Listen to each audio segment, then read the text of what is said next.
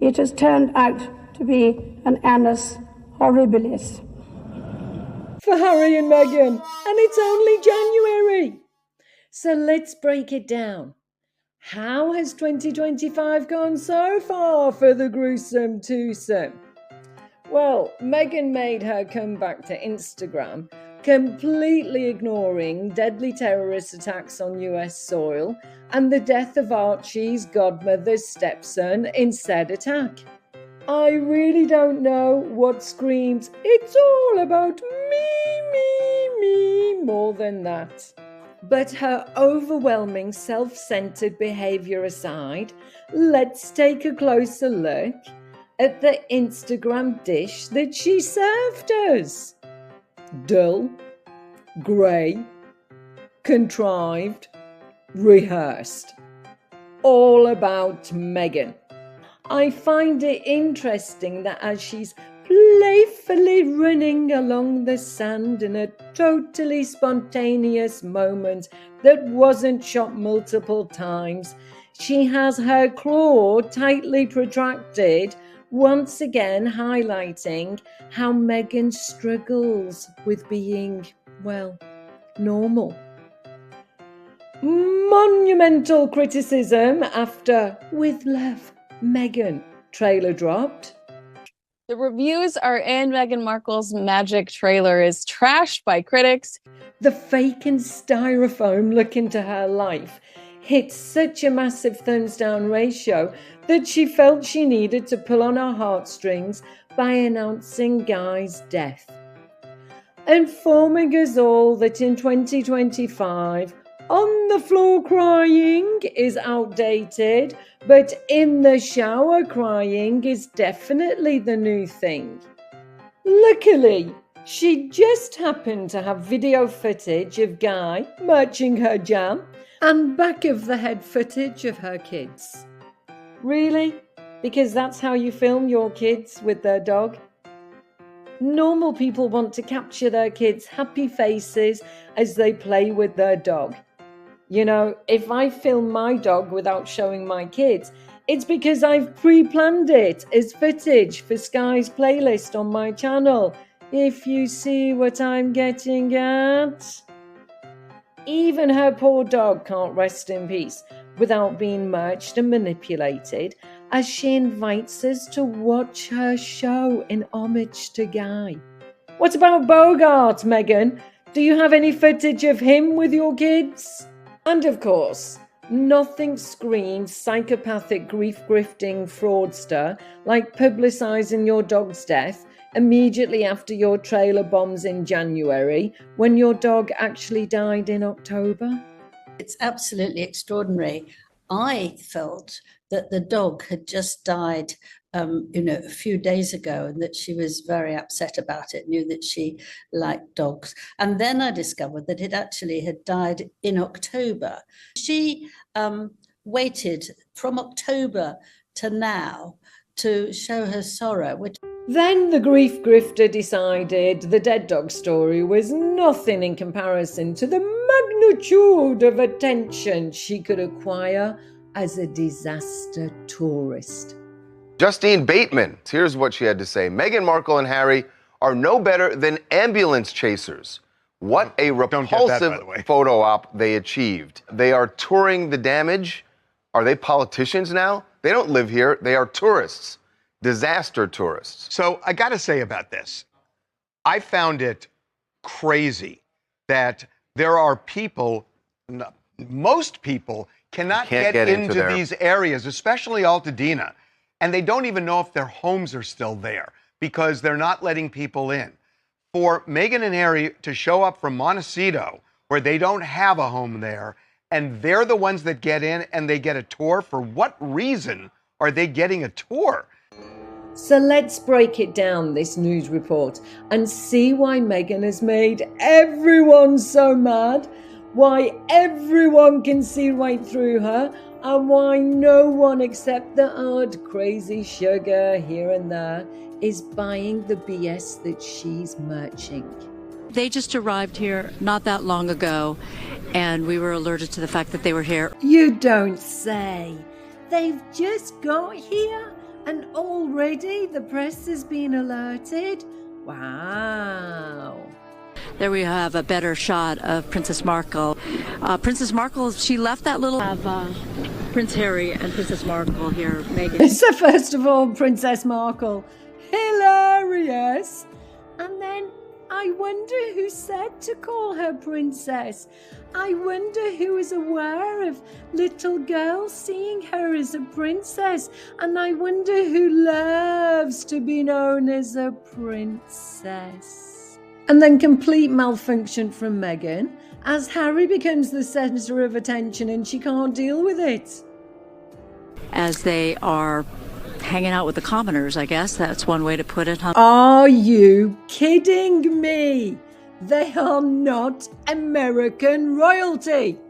Prince Harry and the Duchess of Sussex, Meghan Markle, they've already opened their home, $14 million home, by the way, and they've opened their home to their friends who have been forced to evacuate. Their Archwell Foundation, named after their son Archie, and they're determining the most impactful ways to support those in need right now. So, I mean, seriously, how can anyone think that this was a publicity stunt? I mean, it's not like the reporters are full of intel. Another malfunction from Meghan because Harry's hugging someone. The struggle is real, folks. This woman does not know how to be human. She bent over that plastic bin. It looked as if she was literally going to start helping people. Yet she does nothing more than give out free hugs in front of the cameras. Now, of course, Meghan is hit back with her truth. But again, no one's buying it. These two strolled right past people who were struggling, ignoring disabled individuals and fire victims who could have used a little more compassion. I mean, how do you not notice a man in a wheelchair and just keep walking? Maybe they didn't get the memo that this wasn't their personal red carpet event. This is almost as disgusting as the trip to Uvalde after the mass school shooting. She is all about one person, her, not even Harry. I don't think she cares about him at all. Meghan Markle and Prince Harry had showed up to that place, and there's like hundreds of people there volunteering. They cleared it all out. Take 15. These people are coming in to pretend that they're helping and get a photo op. This is a pattern. This is the woman who murked her dead dog for pity and views. This is the woman who took a camera crew to Uvalde. This is the woman who created chaos at the Queen's deathbed. This is the woman who held her head high and shed one tear left eye at the Queen's funeral. This is the woman who is a proven grief-grifting disaster tourist. Is your idea of a vacation taking in the ocean view after a tsunami? Then go Disaster Tourist with your tour guides, Prince Harry and Meghan Markle. It's the vacation of a lifetime of someone else's memories. Or as actress Justine Bateman calls it, a repulsive photo op.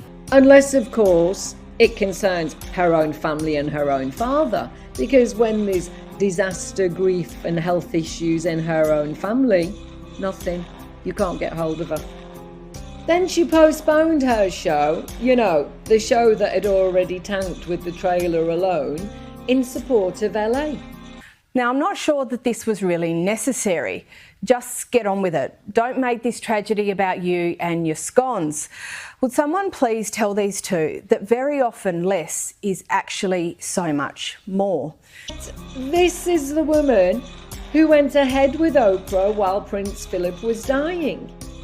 This is the woman who went ahead with Netflix right after the Queen's passing. And we are supposed to believe that she's postponed her show because of the LA fires.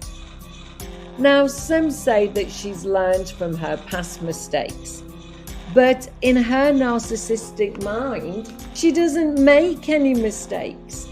So this show has been postponed because it's beneficial to her. Time to edit, time to grift off LA. They're already pitching it as a celebration of Southern California. Time for people to forget her latest grief-grifting disaster tourist. Time to desperately try to turn things around. But here's the deal, Meghan. Your time is up. Thing goes, makes sense, doesn't make sense. 2025 is the year of your comeuppance, Meghan. More and more celebs and media outlets are calling them out, and Vanity Fair took 8,000 words to call them out. We've got staff saying that they had to have therapy after working with the Sussexes, others saying that you could never say no to them, one describing Meghan as acting like a mean girl. That Meghan is shopping a post-divorce book, that Vanity Fair and their legal team ensured that there was nothing in here that Harry and Meghan could sue them over. It appears that Vanity Fair didn't appreciate her calling their title racist after their pre-wedding coverage of her, and revenge is a dish best served cold. The ball is rolling, and others will start to wreak their revenge too.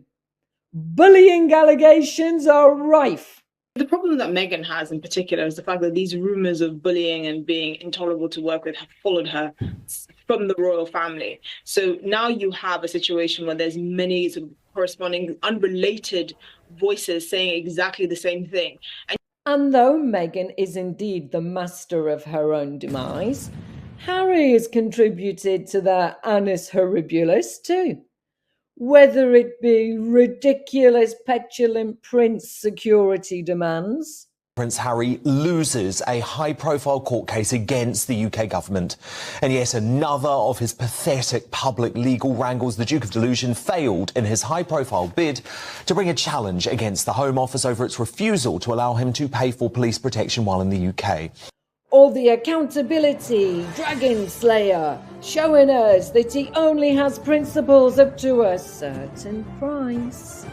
Prince Harry's doing this mainly for reputation reasons, and money is no object. Prince Harry, this was the warrior for truth and accountability and justice, the man who said he was going to take on the media because they needed to be accountable. And so when the money got up to the amount he was interested in hearing, he's taken it. So what price his principles, I wonder? A news group and newspapers have not admitted any responsibility. They have not admitted liability. They have not admitted phone hacking. They've said if any of that happened, or gathering information illegally, if any of that happened, they said it happened on the News of the World. Well, it's easy to say that because, of course, that's been closed for 10 years. But he has not battered down newspapers like he said he was going to do. He said he wanted his day in court. And everyone can clearly see the hypocritical BS, and they've now officially reached the point where they can't do right for wrong. It's got to the point where really everything they touch turns to the opposite of gold, if you know what I mean. Either ignored or they become almost ridiculed. The fun has only just begun, and I can't wait to share my reaction to the remaining 11 months of the Annus Horribilis. And one of the things you can never tell a narcissist is no, you're wrong, apologize, take accountability. I'm going to shove myself down your throat through whatever media outlet I can until you love me. Every opportunity she can improve her terrible reputation, and people finally love her as they're supposed to. I don't understand why they don't.